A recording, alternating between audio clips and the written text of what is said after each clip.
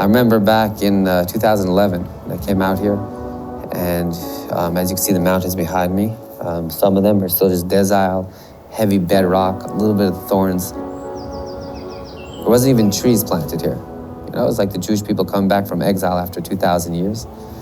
And we came back, and I read in Jeremiah 31, thou shalt plant vineyards in the mountains of Samaria. And, you know, he could have just said, thou shalt plant vineyards in the land, but he said the mountains of Samaria, and that's where we are right now. So we came up, we broke the rock, we planted the grapes, and the planting was, let's say, the easy part, but then the hard part came. And that's taking care of the vines, and then all of a sudden pruning in the middle of the winter. And it wasn't looking so good. 3 years later, when we were supposed to have fruit, I would just, you know, the trees, most of them were still alive, but not doing too well. And that's when the Israel guys came in. The Israel guys was like, I think you need some help pruning. And they came like that, a whole group of them. In a couple hours, the whole thing was pruned. And then all of a sudden, we have grapes.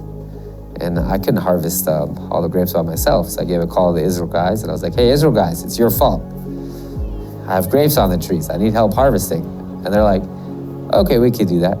And then I remember early in the morning, first sun, the Israel guys and girls, they came, and they're singing songs, singing psalms, singing different verses, singing Job, and in the vineyards as they were harvesting and singing. And ever since, they've been harvesting every year. And then I said, listen, guys, this is easy. I have vines, gets pruned in the winter, harvest in the summer. We have to plant more. And then all of a sudden, they're like, oh, yeah, we do planting too.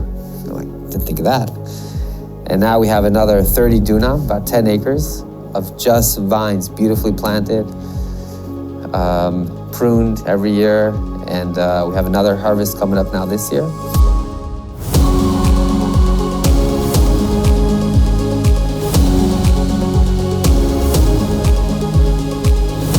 And the truth is, you know, sometimes I would say, I don't know what I would do without the Israel guys, but then I would say, actually know exactly what. I definitely would not have all the vineyards, and I would not have all the wine. I would not have this whole center where hundreds of people come here every weekend, and they learn, they enjoy, they connect.